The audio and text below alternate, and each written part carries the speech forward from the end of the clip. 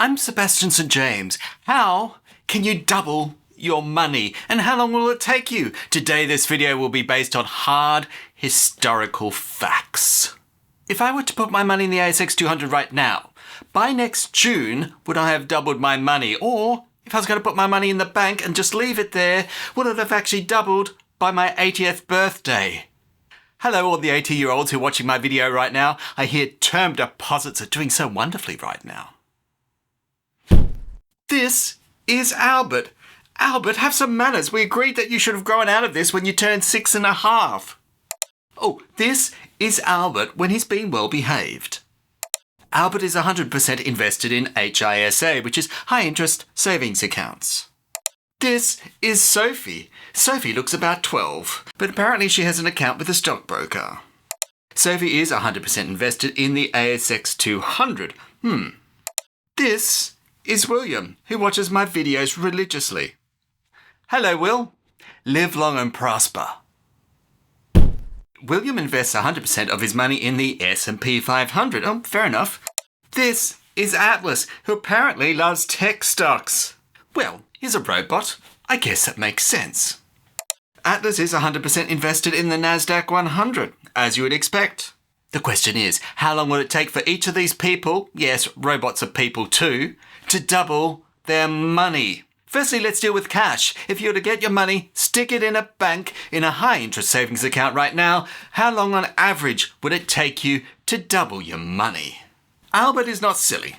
Instead of putting his money in an old-fashioned bank account where you get next to no interest, he's going to invest in one of the newfangled high-interest savings accounts with special extra bonus interest.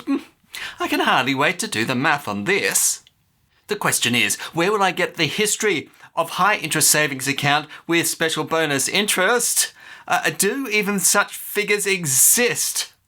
Well, apparently they do, as long as you know where to look. And here it is. Wow, okay, that's just one massive spreadsheet. Yes, this comes from the Reserve Bank of Australia, and it has all sorts of things. It is a complete nightmare, but fear not, I can sort through the rubble of all the different interest rates. The one that we'll be taking is the retail interest rates with high interest savings account where you're getting your special bonus interest. I mean, what's bonus interest? If you've never come across these accounts, you're in for one ride.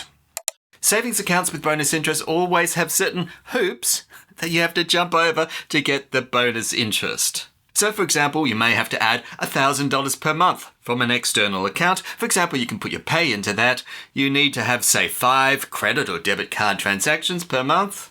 Hoops. Yes, jump over them, and as long as you do, you'll get this bonus interest. If you don't, you'll get like 0.25%. It's basically not even worth putting your money in there. But when Australians are talking about high interest savings accounts right now, not so much 10, 15 years ago, they are talking about these accounts where you have to jump through hoops. In my last video, I invented a brand new index for the Australian Stock Exchange. And here it is. This is the XJTF, which as you can see is the total return of the ASX 200 plus franking credits added back in. So that is the price of the ASX 200 plus dividends added in plus the franking credits from those dividends. I know, it's an amazing index. But there is a problem. Once you create one index, the power goes to your head and you get the feeling you just want to create more.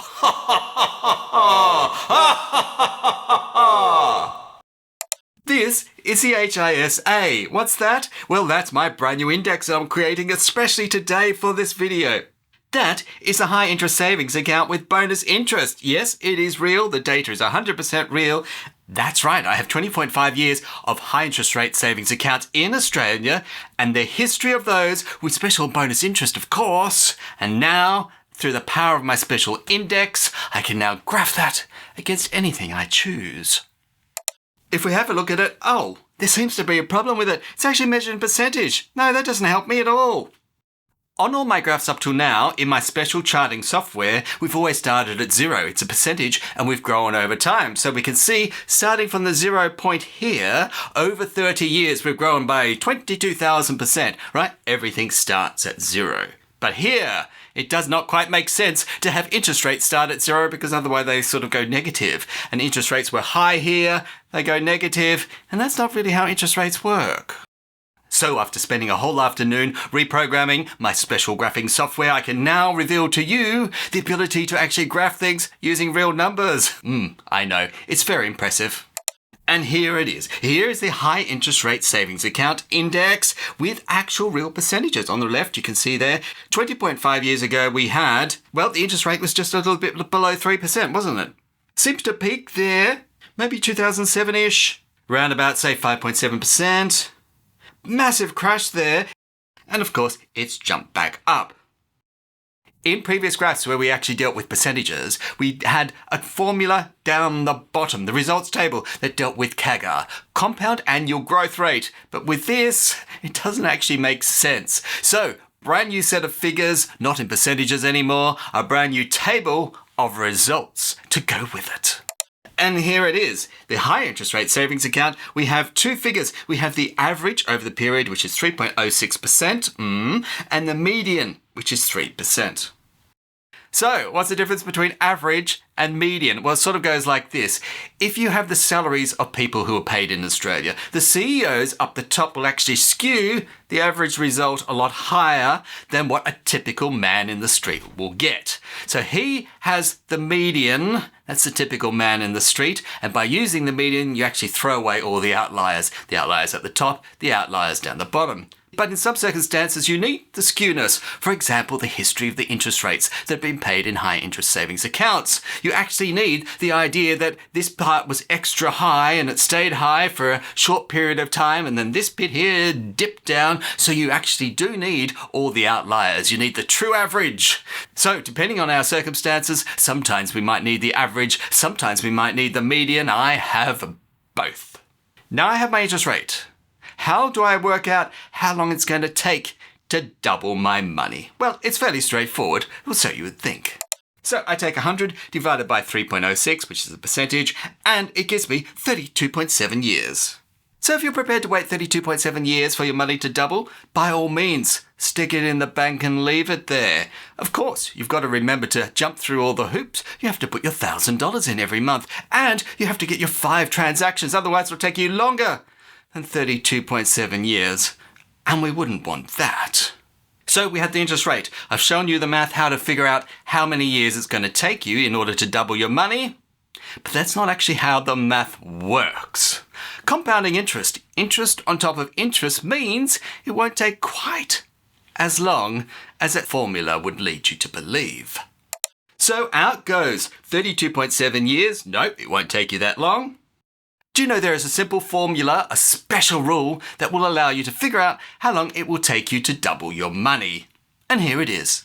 It is a rule of 72. So you go 72 divided by your interest rate, and that will give you how many years it will take to double your money. The thing is, that's not actually real math. That's not exactly how it works. It's an approximation. It's a rule of thumb. It is not actually the exact formula for working out how long it's going to take you to double your money, despite what all the finance articles would lead you to believe. But I have the formula, and so I will show it to you. Here it is. The period duration is log of the final value minus log of the present value divided by log of 1 plus the interest rate. But if you've left your slide rule back at school in the 1940s, fear not, there's actually an Excel formula that will do it, and it's actually called that name. So now, using the exact formula rather than that rule of 72, here is how long it would take you to double your money if you put it in high interest savings accounts in Australia. So 3.06 gives you years to double of 22.7 years.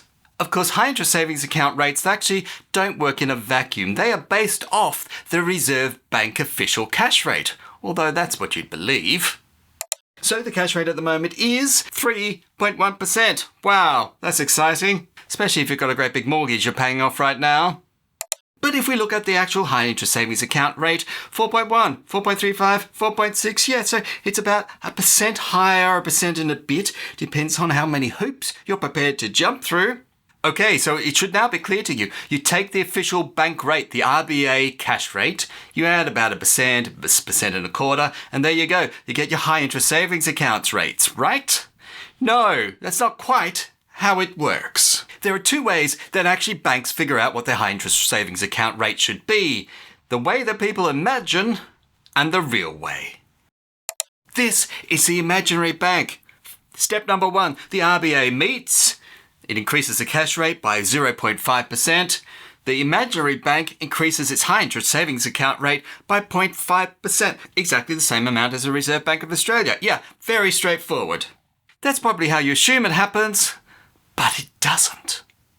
This is real bank. The RBA board meets. It increases its cash rate by 0.5%. Real bank looks for sources of funding. For example, borrowing from overseas, basically wherever it can get its funds. It looks at its expected future demands on its loan book. So at times, particularly when the interest rate's fairly low, they may expect an influx of loans, so they need a whole lot more cash. On the other hand, when the interest rates are high, they may expect there's going to be a cooling in the market, so they don't actually need as much money to lend out, and therefore they don't have to find as much money.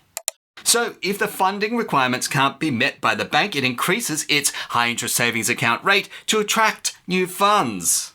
So your bank actually increases your high interest savings account rate because it's looking for funds, and if it's not looking for funds, it won't increase it. It is not doing it as a natural obligation because the RBA has raised its cash rates. It's doing it because it makes business sense only when it makes business sense. In other words, it's doing it for its own benefit and not for yours. That is why you bank this month may have the highest interest rate. Next month it may be HSBC because it's not a natural thing of raising your interest rates. It just ebbs and flows according to who needs the most cash at the time. In saying that, you probably have noticed that when the RBA's cash rate goes up, that your bank interest rate, although it may be a month and a half delayed, it tends to go up as well. So surely there must be some sort of link between the official cash rate and your high interest savings account. Well, yes, there is. But to see that, we need a brand new graph. And for that, we need a brand new index. There's no stopping me. This is the RBA. Oh yes, here is a brand new index that I've just created. I have 32.9 years worth of data. Wow, what does the RBA stand for? Well, it's the Reserve Bank of Australia cash rate. It is their official data, so the data's real. However, there's no such index, but now, in my world, there is. So we can graph that. So we notice 32.9 years ago, wow, look at that. It was around about 17%, yeah. That was a sad period in time. 18.5% interest rate, things like that. People were unable to pay their mortgages off. I can imagine why. And that's a sad time in history, our history in Australia, and there it's officially reflected in the graph.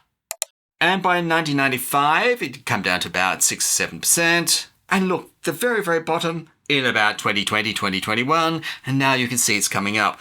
As you can see, based on this history, the entire history of this index, which is 32.9 years, now, even with our high interest rates, it's actually not so bad historically, is it? No.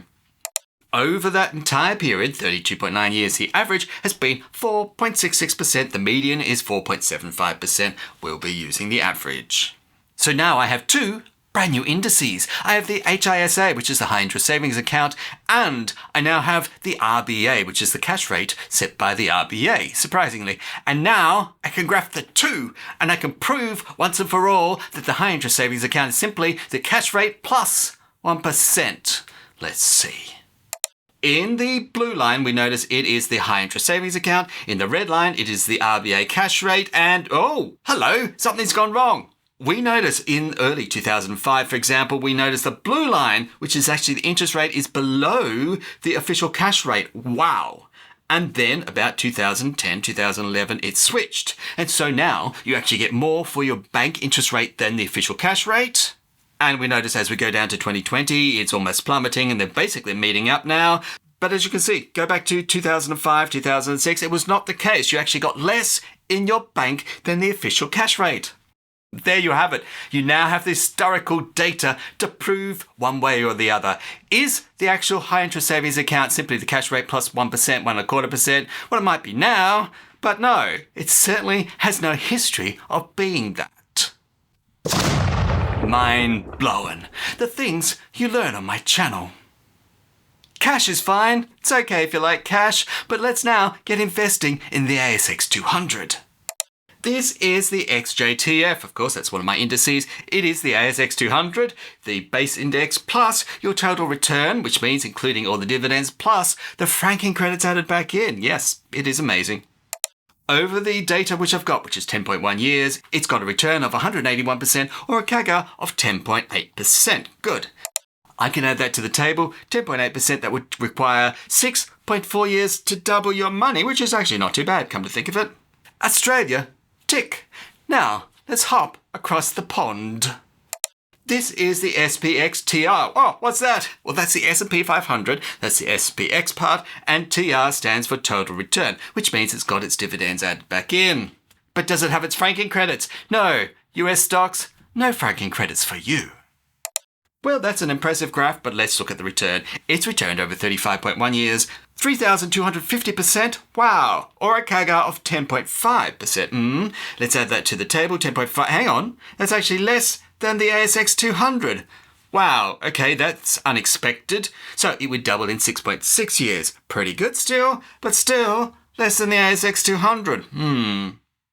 You've been taught from when you were a kid that the ASX 200 actually underperforms the S&P 500. I mean, presumably you were studying finance when you're 8 like I was.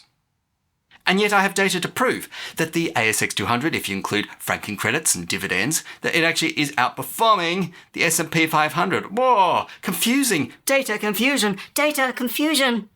All of my data is in fact correct. However, we're measuring over different periods of time. So you can't exactly compare one index with another and have them over different periods of time and then say this one is actually better than another. However, if we actually compare indexes against each other, which we will in a moment, and yet they're over a fairly short period of time, like 10 years, well, we don't get quite as much data, do we? So that's why I'm giving you the whole history of the indices, all the data I have on each index, because that's more useful to you. 30 years, 40 years, 50 years worth of data is actually much more revealing and consistently true than, say, just 10 years. And so that is what we're going to start with. Here is the XNDX, which we've had 23.9 years worth of data. Oh, is this another index you've made up, Sebastian? The XNDX? No. I may not have shown you this before on the channel, but it does exist. It is a real index. Well, let's take a look at it. What is it? Oh, it's the NASDAQ 100 total return. Aha! So that's the NASDAQ 100 plus the dividends added back in. Over the entire history of data, which is 23.9 years, it has returned 634% or a CAGR of 8.7%. Okay, that's very odd. If I add that to my table, we notice the CAGR, the compound annual growth rate, is actually less than the S&P 500 and less than the ASX 200. To double the money, it would take 8 years. Well, that makes sense. However, it is still less. And that does not feel right to me. I have video after video on this channel which shows the NASDAQ outperforming everything. It outperforms the ASX 200. It outperforms the S&P 500. And now I'm showing you, no, it kind of doesn't. So which is right? Show me evidence to clear this up. Now I've given you an expanse of data, all the data I have on whatever particular index we're looking at. Now let's compare like with like. Let's bring it in. Bring in both of those end dates where we now have all the data for all the indices we're looking at, and we're literally comparing over the same time periods, and this should be very revealing. Here is, whoa, it's absolutely everything. This is the HISA, which of course is the High Interest Savings Account Index, versus the SPXTR, which is the S&P 500 total return, which include dividends, versus the XJTF, which is the ASX 200 total return plus franking credits, versus the XNDX. What is this? Which is the NASDAQ 100 total returns. And we notice that green is in the top, but hang on, what's that down the bottom? Blue has gone negative. No, that's not how graphs work. There's something wrong. That should not be going negative. What is it? Let's have a look. The high interest savings account has gone negative. Well, we know you would not have lost money if you stuck it in the bank. One of these things is not like the others. One of these things is not the same. all of those indices when it comes to the ASX 200, the S&P 500, the NASDAQ are accumulation indexes, which means they're getting higher and higher over time. They're actually growing. The actual bank interest rates, no, we're actually just quoting the raw interest rate. It's not actually growing. We haven't stuck $1,000, created an index and watched it grow. That's not what we've done. So we've got to separate these things out. So we're plotting the same type of indexes against each other. So the bank one, which is not accumulating, has to go. So if we have a look at the dates where the NASDAQ, the S&P 500 and the ASX existed, we have in my database 2012, December 31, right up to 2023, January 27. The high interest savings account actually goes back to 2002. However, whoa, this is different. It actually goes up to last year, 2022, 12, which is December, 15th of December last year. Something's gone weird. What's going on there? Always something going on in my videos, always a mystery. Well, what is it today? This is it. The high interest savings account are actually measured monthly, so it's like a monthly average. It is actually done at the end of the month, so January's we don't actually have. So we can only go back to December, and there's not some exact date in December when it's actually there. I put the 15th. It's not actually. It's actually one period for the entire month. But a database actually has exact dates. It does not take month dash year. It actually takes day dash month dash year. And therefore I've had to put an arbitrary number in, and I've chosen the middle of the month because it measures the whole month. So that is why it is the 15th. Okay, so let's combine everything. So we can take our data from 2012, 12/31, right up to 2022, 12/15. And that is good. That's good for everybody. You may be wondering why I'm actually writing my dates backwards. Like, what's this year, dash, month, dash, day? I mean, where does that come from? That is, in fact, the ISO date format. It's an actually official international format. And there you go. That's how it's written. Year, dash, month, dash, day. My data is stored in a database. Databases actually store in that format, year, dash, month, dash, day, and therefore occasionally you might see that creep into some of my works. Now we have the dates where all the indices are finally happy. Let's plot them and get our results. Here is the high interest savings account over the 10 years. That's a period where everybody's happy. These are the actual raw figures. They start at 5%, not bad. Dips down to next to nothing and jumps up more recently. Its average over 10 years is 2.19%. Oh, we've come down from 3, but if you're going to restrict yourself to 10 years, and you've got to throw away the earlier data. Good, on with the shares. And here's the shares over the exact same period of time. And what do we notice? Oh, orange is on top. What's orange? Oh, the NASDAQ 100 total return. Aha! So the NASDAQ is outperforming blue. Who's blue? Oh, S&P 500, right. Which is outperforming red. What's red? The Australian Index. Oh, but don't forget about the dividends. No, I'm not. The XJTF includes total return, which is dividends, plus it includes franking credits. So absolutely everything is in this graph. So over the 10-year period, the S&P 500 has returned 231%, which is a CAGR of 10.8%. The ASX, including franking credits and dividends, is 170% or 10.5%. The NASDAQ 100 total return is 375%, that's not bad, which is 16.9%. Ooh, very nice. So here we are, the big reveal. If you stick your money in the bank, if you stick it in the ASX 200, the S&P 500 or the NASDAQ, how long would it officially take you to double your money? Well, Albert stuck his money in a high interest savings account at 2.17%. Took him 31.7 years to double his money. Sophie, in the ASX 200 at 10.5%, took 6.6 years to double her money. Not bad. William, who invested in the S&P 500 at 12.8%, it took him 5.4 years to double his money. Not bad. And Atlas the robot, invested in the NASDAQ 100 at 16.9%, only took 4.1 years to double his money. Hooray! Well done, Atlas. So there you go, we have the final results. So based on those results, where should you actually invest? That appears to me to be a you question. I provide the data. What decisions you make is entirely up to you. Now, you have like-for-like comparisons, plus you have much longer periods of time, which I've actually sprinkled right throughout this video. Now we have all the data at our fingertips. The next question is there an Australian ETF that outperforms all other Australian ETFs? I'd like to know about one. If there is, click here to find out. Or if you've seen this video, click here